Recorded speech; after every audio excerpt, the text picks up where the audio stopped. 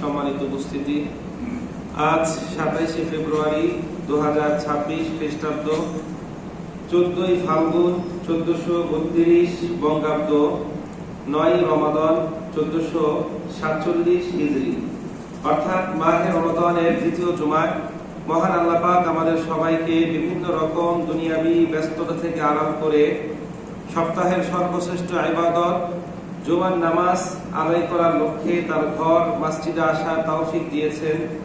সেই জন্য অন্তরে অন্তঃস্থল থেকে সেই রবের দরবারে তারই শেখানো বাক্যে কালিমাতুশ শুকর আদায় করি, আলহামদুলিল্লাহ। রব্বানা লাকাল হামদ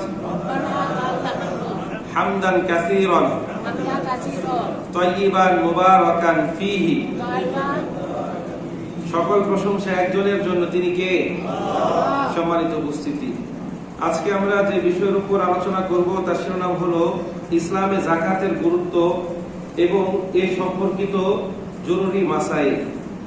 আজকে আমরা এই আলোচনার মধ্যে যে সকল প্রশ্নের উত্তরগুলো খুঁজে পাবো: 1.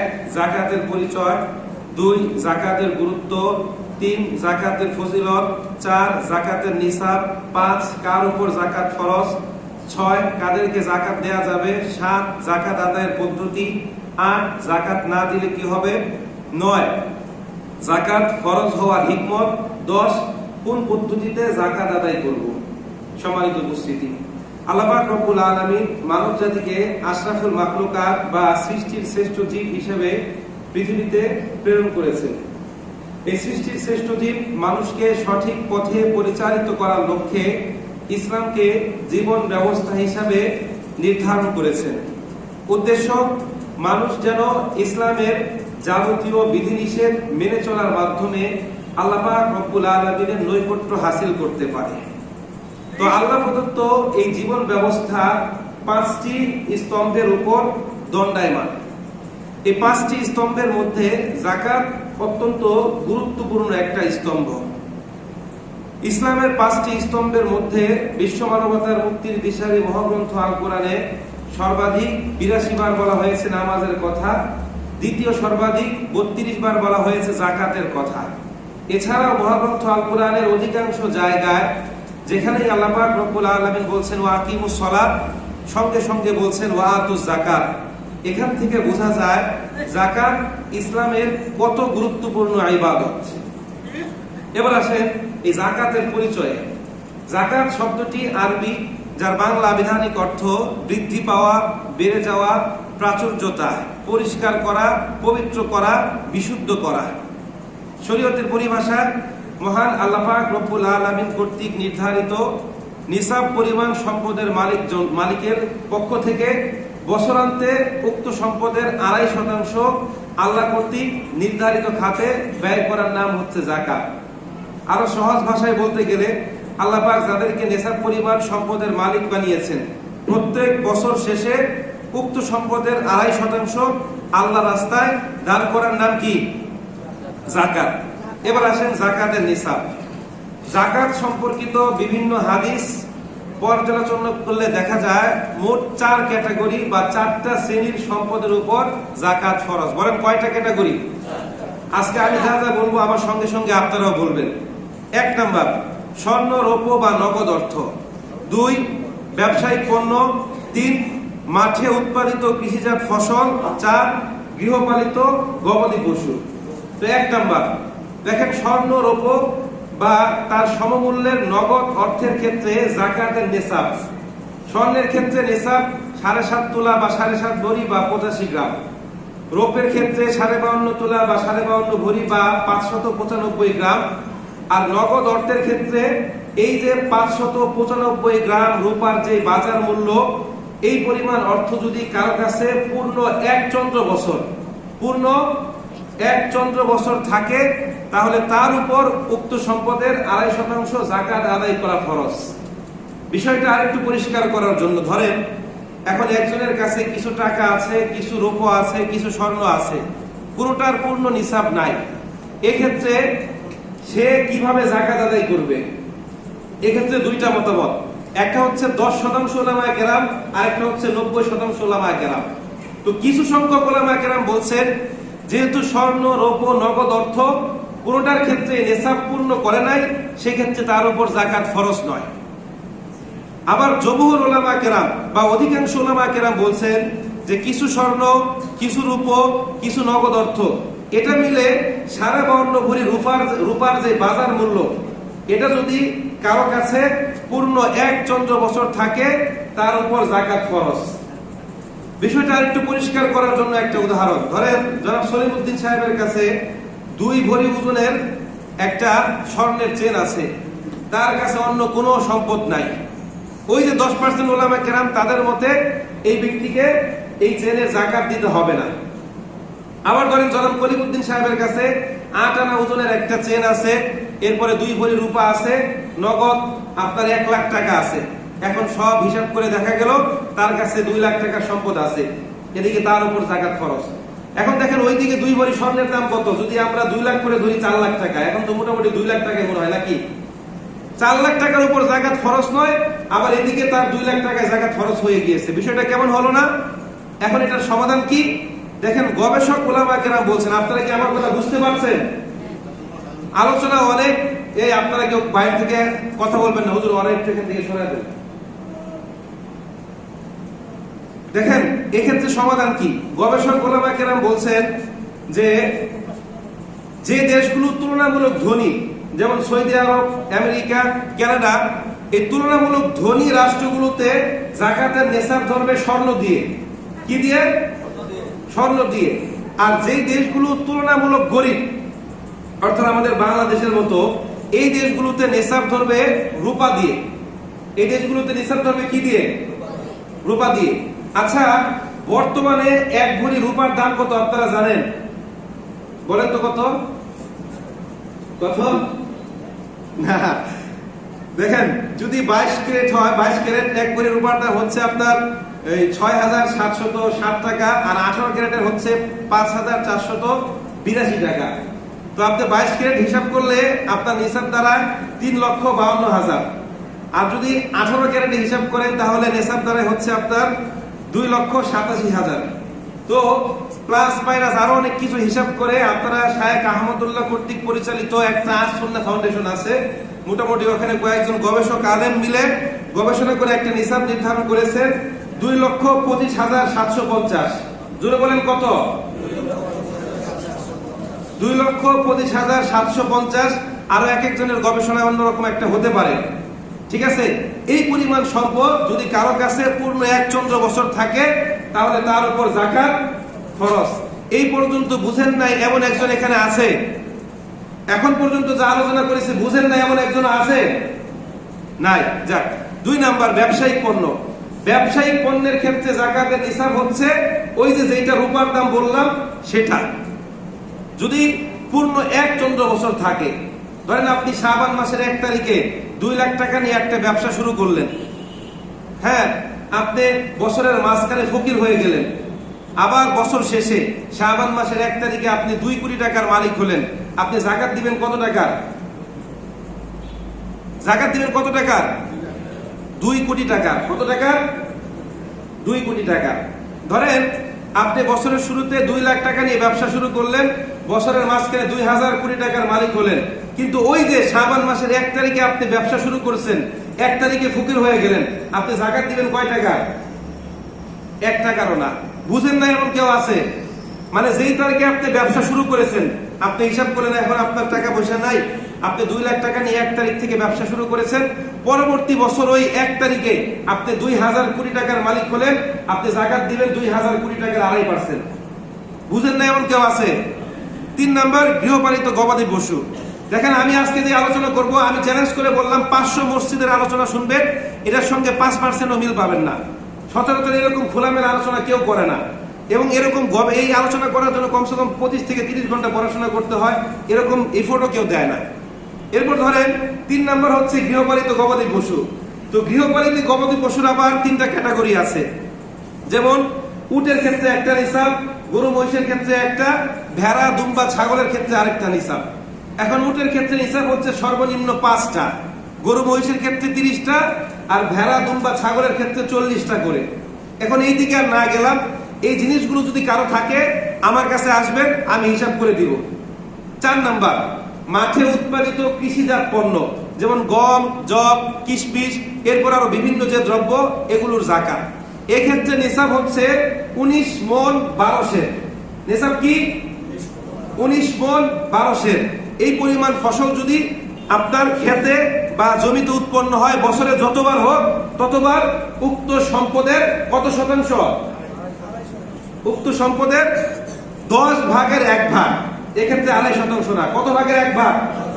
10 ভাগের 1 ভাগ যদি বৃষ্টির পানিতে উৎপন্ন হয় তাহলে, আর যদি সেচের পানিতে উৎপন্ন হয় তাহলে 20 ভাগের 1 ভাগ। জোরে বলেন সুবহানাল্লাহ। আল্লাহ পাক কতটা ইনসাফকারী। আল্লাহ পাক বলছেন যদি বৃষ্টির পানিতে উৎপন্ন হয় তোমার জন্য কি সেচের খরচ হয় না, আর যদি সেচ দিয়ে উৎপন্ন করতে হয় তোমার তেলের মূল্য আছে, একজন কামলার হাজিরা আছে, মেশিনের ভাড়া আছে, ঠিক কিনা? এক্ষেত্রে তোমার জন্য কি করে দিলাম?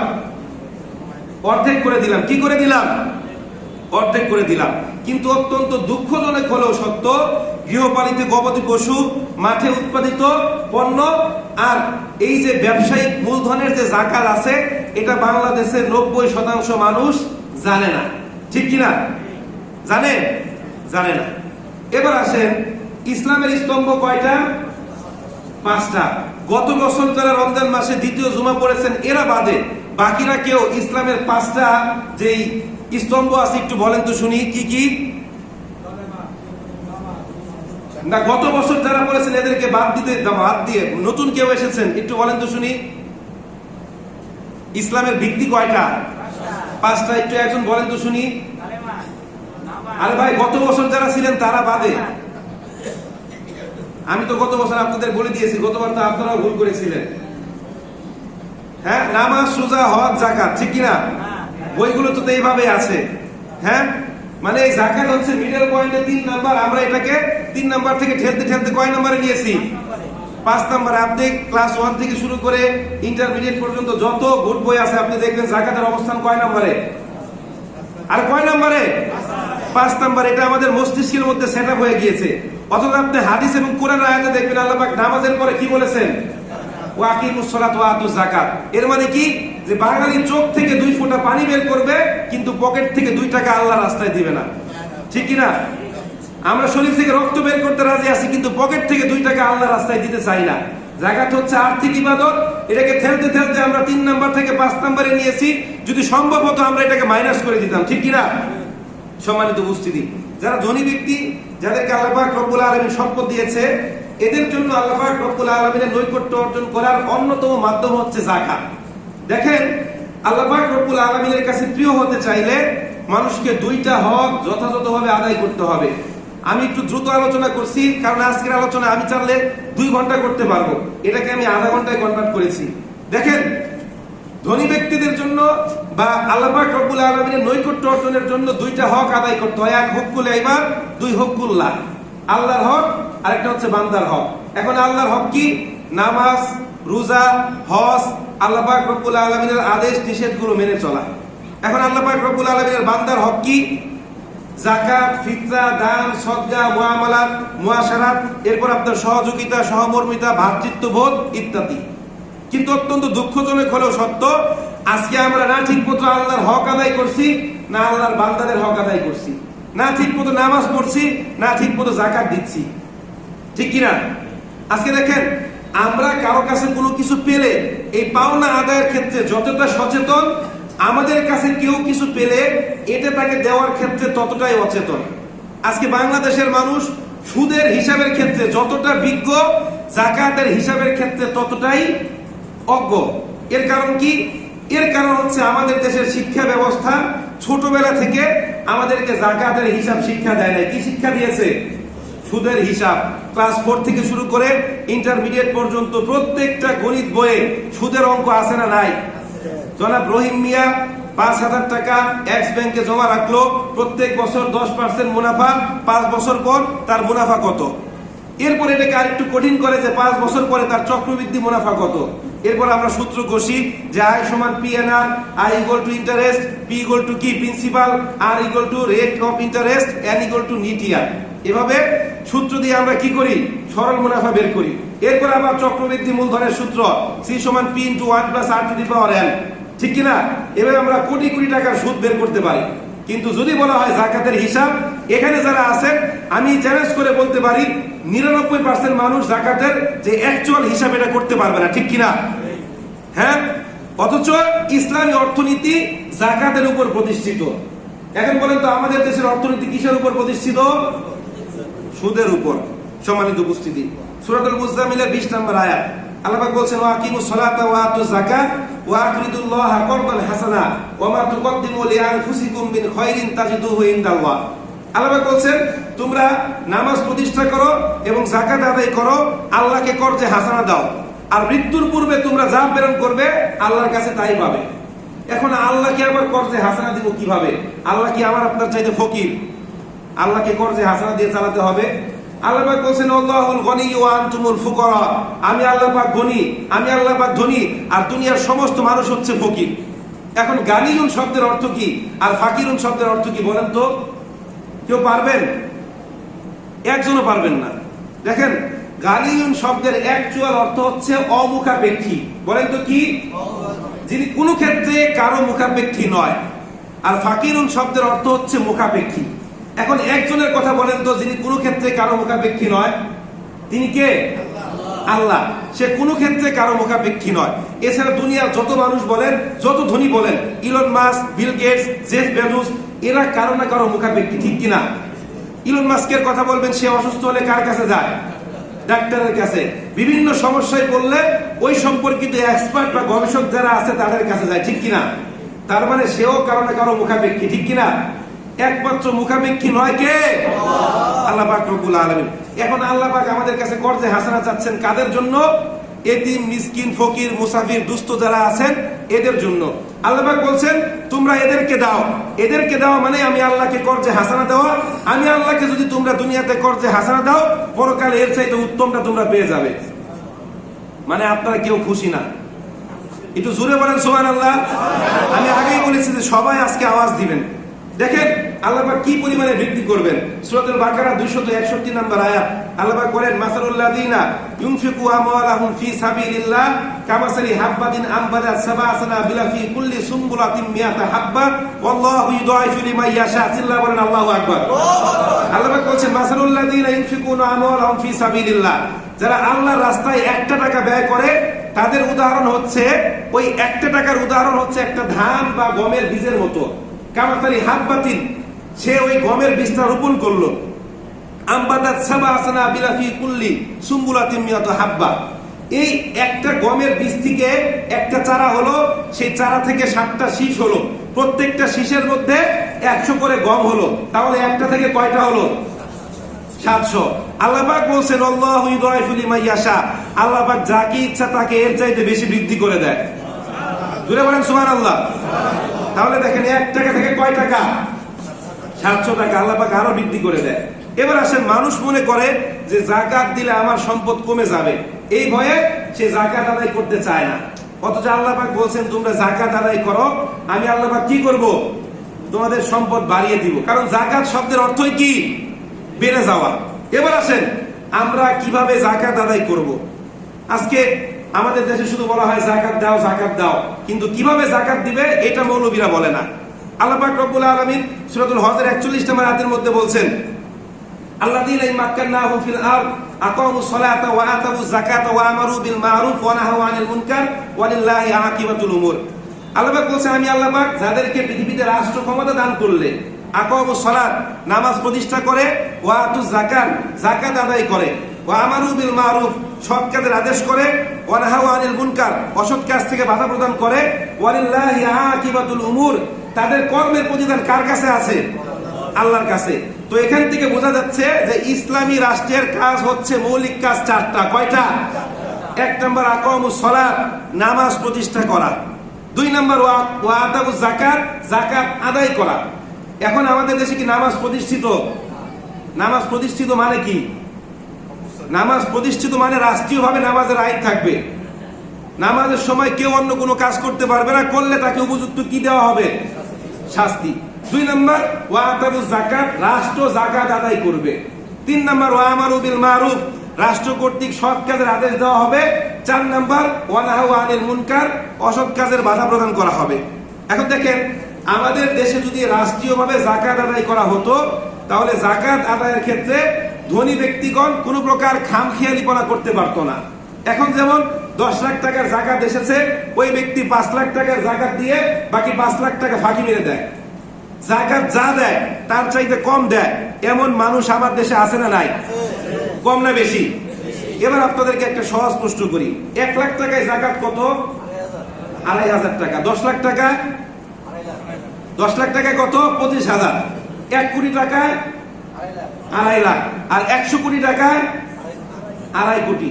যখন 1 লাখ টাকায় 2,500 টাকা যাকাত আসে, তখন ব্যক্তি অত্যন্ত সুন্দর করে যাকাতটা আদায় করে দেয়। কিন্তু যখন 100 কোটি টাকায় 2.5 কোটি টাকা যাকাত আসে, তখন এটা একটা ভাববার বিষয়, এতগুলো টাকা আল্লাহ রাস্তায় দিয়ে দিব, 2.5 কোটি টাকা, এটা দিয়ে নতুন একটা গাড়ি কিনতে পারবো, একটা বাড়ি করা যাবে, ছেলেকে একটা নতুন বিজনেস দাঁড় করিয়ে দিতে পারবো, ঠিক কিনা? তখন ম্যানেজারকে ফোন দিয়ে বলে, ম্যানেজার, ব্যাংক থেকে 10 লাখ টাকা উঠিয়ে যাকাতের শাড়ি আর লুঙ্গি কিনে আনো, এলাকায় মাইকিং করে দাও, অমুক দিন চৌধুরী সাহেব যাকাত দিবে। এখন এই যাকাতের শাড়ি আর লুঙ্গি সংগ্রহ করতে গিয়ে অনেক মানুষ পদদলিত হয়ে আহত হয়, কেউ কেউ নিহত হয়, এরকম সংবাদ ও পত্রিকার হেডলাইনে আসে, ঠিক কিনা? এরা মনে করে, আরে আমার টাকা আমি দয়া করছি, না দিলে কি করতো, ঠিক কিনা? আমার টাকা আমি দিছি, না দিলে কি করতো? মনে রাখবেন, আল্লাহ পাক আপনাকে দয়া করার জন্য সম্পদ দেয় নাই। আল্লাহ পাক বলছেন, ওয়ালামু আন্নামা আমওয়ালুকুম ওয়া আওলাদুকুম ফিতনা, আর জেনে রেখো তোমাদের ধন সম্পদ সন্তান সন্ততি তোমাদের জন্য ফিতনা। এখানে ফিতনা মানে কি জানেন? ফিতনা মানে হচ্ছে পরীক্ষা। ফিতনা মানে কি? পরীক্ষা। যাদেরকে আল্লাহ পাক সম্পদ দিয়েছে, এরা কখনোই মনে করবেন না যে যাকাত গরিবের প্রতি আপনার করুণা, বরং যাকাত হচ্ছে আপনার প্রতি গরিবদের করুণা, ঠিক কিনা? কিভাবে? কারণ গরিব যদি যাকাত না নেয়, তার কোনো গুনাহ হবে না। গুনাহ হবে? কিন্তু আপনার উপর যাকাত ফরজ, আপনি যদি যাকাত দিতে না পারেন, আপনার গুনাহ হবে কি হবে না? হ্যাঁ, যাকাত কখনোই গরিবদের প্রতি আপনার করুণা নয়, বরং আপনার প্রতি গরিবদের হক। দলিল কি? সূরাতুজ জারিয়াত 19 নম্বর আয়াত। আল্লাহ পাক বলেন, ওয়াফি আমওয়ালিহিম হাক্কুল লিসাইলি ওয়াল মাহরুম। বুঝতে কারো সমস্যা হচ্ছে? আল্লাহ পাক বলেন, আর ধনীদের সম্পদের মধ্যে গরিবদের জন্য রয়েছে হক। হক মানে কি? অধিকার।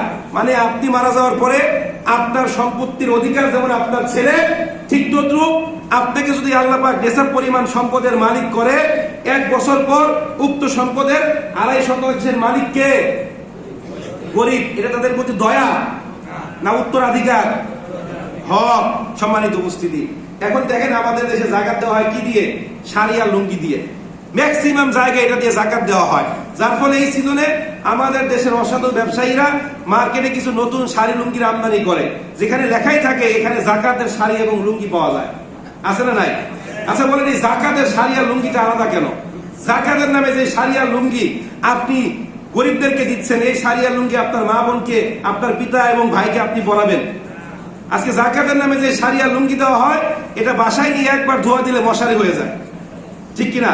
যখন ছোটবেলায় হাসখানায় পড়তাম, প্রত্যেক বছর একজন আমাদেরকে যাকাতের লুঙ্গি দিত, এটা আমরা কেউ পড়তাম না, আমরা এটা দিয়ে গামছা বানাতাম। এখনো আমার বন্ধু আর আমি একসঙ্গে এটা নিয়ে হাসাহাসি করি, আলোচনা করি। এতে কার লাভ হচ্ছে? আপনার যাকাত আদায় হচ্ছে, তার কোনো লাভ হচ্ছে? লাভ হচ্ছে কার? দোকানদারের। এছাড়া তৃতীয় কোনো ব্যক্তির লাভ হচ্ছে? হচ্ছে না। তো যাকাতের নামে গরিবদেরকে শাড়ি আর লুঙ্গি দেওয়া জুলুম। যেমনি ভাবে ধরেন আপনি একটা কোম্পানিতে চাকরি করেন, ধরেন চিপস কোম্পানি, তো মাস শেষ হলো, কোম্পানির মালিক আপনাকে বেতন না দিয়ে 50,000 টাকার চিপস দিয়ে বললো এগুলো বিক্রি করে তুমি টাকা নিয়ে নাও। এটা আপনার উপর জুলুম না? কবে বিক্রি করবেন আর কবে আপনি সংসার খরচ চালাবেন বলেন? যদি আজকে 10 মিনিট সময় বেশি লাগে, সমস্যা আছে? কারো সমস্যা থাকলে হাত উঠান। সম্মানিত উপস্থিতি, তো বলছিলাম দেখেন, যাকাতের নামে গরিবদেরকে যে শাড়ি আর লুঙ্গি দেওয়া হয়, এতে কারো যাকাত আদায় হয় না। তো এবার আসেন, আমাদের দেশে শুধু বলা হয় যাকাত দাও, যাকাত দাও, কিন্তু কিভাবে যাকাত আদায় করবে, কোন পদ্ধতিতে যাকাত আদায় করলে ইফেক্টিভ হবে, এটা মৌলবীরা বলে না। এবার আরেকটা প্রশ্ন, যে আমার যাকাত আমি আদায় করব, এখানে রাষ্ট্রের হস্তক্ষেপ কেন প্রয়োজন? আপনার মনে প্রশ্ন জাগবে না যে সম্পদ আমার, এখানে রাষ্ট্র হস্তক্ষেপ করবে কেন? দেখেন, সবাই মিলে যদি পৃথক পৃথক ভাবে যাকাত আদায় করি, এটা যতটা ইফেক্টিভ বা ফলপ্রসূ হবে, যদি রাষ্ট্রীয়ভাবে বা কেন্দ্রীয় কোনো একটা সংগঠনের নেতৃত্বে এটা আদায় করা হয় তাহলে তার চাইতে বেশি ইফেক্টিভ হবে, ঠিক কিনা? কারণ দেখেন, এই রাষ্ট্রের কাছে রাষ্ট্রের সমস্ত নাগরিকের ডাটা ইনফরমেশন আছে না নাই? কোন এলাকার মানুষ বেশি গরিব, কোন এলাকার মানুষ বেশি ধনী, কারা জাকাত দেওয়ার উপযুক্ত, কারা জাকাত খাওয়ার উপযুক্ত, এই তথ্য রাষ্ট্রের কাছে আছে না নাই? এখন ধরেন আপনার 2 লাখ টাকা, জাকাত কত? এই যে বলতে পারেন 2 লাখ টাকার জাকাত কত? 5,000 টাকা।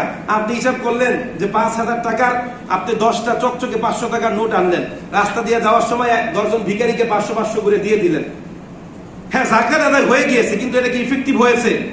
আপনি 500 করে দিলেন, আরো একজন 500 করে দিয়েছে, আরো একজন 500 করে দিয়েছে, এতে কারো কোনো লাভ হয় নাই। এটা পরে বলছি, এই ইফেক্টিভের বিষয়টা আরেকটু পরে বলছি। এবার আসেন আমরা কাদেরকে জাকাত দিতে পারবো। মাসারিফুজ জাকাত, আল্লাহ পাক রব্বুল আলামিন সূরা তাওবার 60 নম্বর আয়াতের মধ্যে বলছেন, ইন্নামা সাদাকাতুল লিল ফুকারা ওয়াল মাসাকিন ইলা আখিরিল আয়াত। আমি আয়াত শেষ পর্যন্ত বললাম না, এখানে 8 শ্রেণীর মানুষ। বলেন কয়টা শ্রেণী? 1 নাম্বার ফকির, যার কিছু আছে কিছু নাই। ফাকিরুন শব্দের অর্থ কি? একটু আগে বলছি, ফাকিরুন শব্দের অর্থ কি?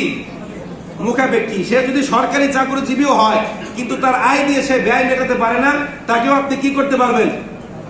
বুঝেন নাই? একজন 20তম গ্রেডের কর্মচারী বেতন কত পায়? 15,000 টাকা, 20,000 টাকা, পরিবারে 8 জন সদস্য চলে না, তাকে আপনি জাকাত দিতে পারবেন কি পারবেন না? 2 নাম্বার মিসকিন, যার কিছুই নাই, তাদেরকে কি বলা হয়? 3 নাম্বার জাকাত আদায়ের প্রশাসনিক কাজে নিয়োজিত ব্যক্তিবর্গ। 4 নাম্বার দাস মুক্তি। 5 নাম্বার ঋণগ্রস্তদের ঋণ পরিশোধের জন্য। 6 নাম্বার অভাবগ্রস্ত নও মুসলিম। 7 নাম্বার মুসাফির। 8 নাম্বার যারা আল্লাহর পথে জিহাদ করে। এখন তো আর মুজাহিদদের পাওয়া যায় না। ওলামায়ে কেরাম বলছেন এই শ্রেণীতে গণ্য হবে যারা মাদ্রাসায় পড়ে, অভাব দুস্থ, যারা আল্লাহ পাক রব্বুল আলামিনের দ্বীনকে টিকিয়ে রাখার জন্য পড়াশোনা করছে, এদেরকে। এর মানে যে মাদ্রাসাগুলো আছে যেখানে গরিব এতিম ছাত্র আছে, এদেরকে আপনারা কি করতে পারবেন? জাকাত দিতে পারবেন। আমাদের এখানে একটা মাদ্রাসা আছে, এখানে অনেক গরিব ছাত্র আছে। আপনারা যাদের জাকাত ফরজ যদি দিতে চান, এখানে রিসিপ্ট দিয়ে আপনারা জাকাতের টাকাটা দিয়ে দিবেন। এবার আসেন যে জাকাত ফরজের হিকমত কি, রহস্য কি, আল্লাহ পাক রব্বুল আলামিন কেন জাকাত ফরজ করেছেন। আমি আরেকটু স্লোলি বললে আরো গুছিয়ে বলতে পারতাম, কিন্তু দেখেন সময় কিন্তু অলরেডি শেষ, আলোচনা অনেক বাকি। এজন্য আমি একটু 5-7 মিনিট সময় বাড়িয়ে নিচ্ছি। দেখেন, ইসলামে জাকাত ব্যবস্থা প্রণয়নের মূল হিকমা হচ্ছে সমাজ থেকে সকল প্রকার অর্থনৈতিক বৈষম্য দূর করে একটা ব্যালেন্স ইকোনমিক সিস্টেম বা ভারসাম্যপূর্ণ অর্থনৈতিক ব্যবস্থা গড়ে তোলা।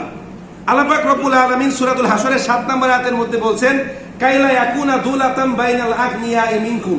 আমি আল্লাহ পাক এই জন্য জাকাতের বিধান দিয়েছি যেন সম্পদ সমাজের সর্বত্র সমানভাবে ছড়িয়ে যায়। সম্পদ যেন গুটি কয়েক মানুষের হাতে পুঞ্জীভূত না থাকে। একটা দেশের মানুষ যেন সম্পদের অভাবের কারণে যেন ধর্ম থেকে বিচ্যুত না হয়। অভাবের কারণে কেউ যেন সুদখোরদের কাছে যেতে বাধ্য না হয়। অভাবের কারণে কেউ যেন মারা না যায়। এই জন্য আমি আল্লাহ পাক রব্বুল আলামিনের জাকাতের বিধান দিয়েছি।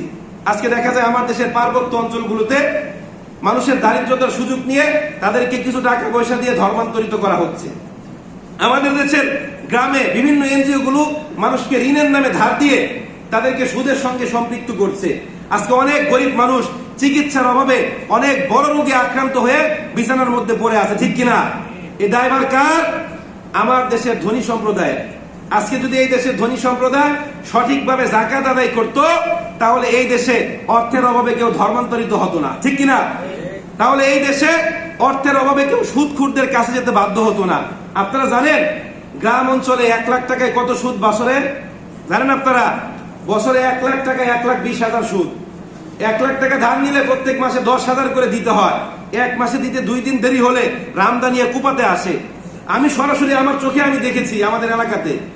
সম্মানিত উপস্থিতি, তো বলছিলাম ইসলামের ইতিহাসে এমন কিছু শাসকদের জীবনী আমরা পড়েছি যাদের সময় জাকাত নেয়ার মতো লোক খুঁজে পাওয়া যায় নাই। কিসের মতো?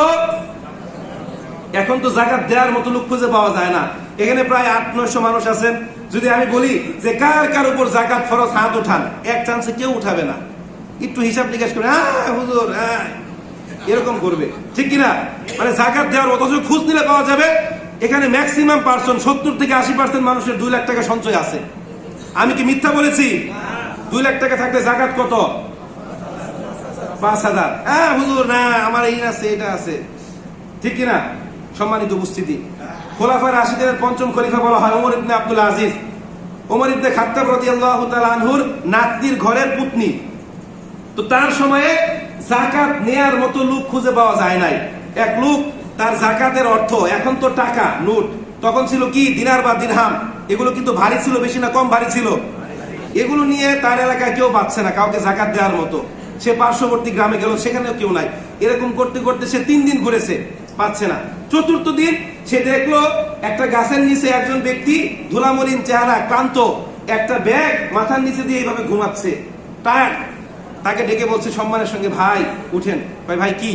ভাই এই যে আমার ব্যাগে কিছু টাকা আছে, এইগুলো যাকাতের অর্থ, আমি 4 দিন যাবত ঘুরছি, আপনি দয়া করে এগুলো নিয়ে আমাকে উদ্ধার করেন।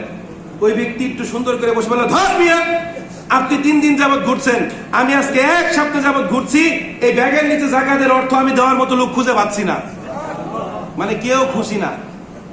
সবাই জুড়ে বলেন সুবহানাল্লাহ। নিজেরা ভালো কাজ করতে চাই না, কারো ভালো কাজের কথা শুনলে সুবহানাল্লাহ বলতেও আমরা কার্পণ্য বোধ করি, ঠিক কিনা? সম্মানিত উপস্থিতি, এরকম আমাদের দেশে হতো যদি আমাদের দেশে সঠিকভাবে যাকাত আদায় করা হতো, ঠিক কিনা?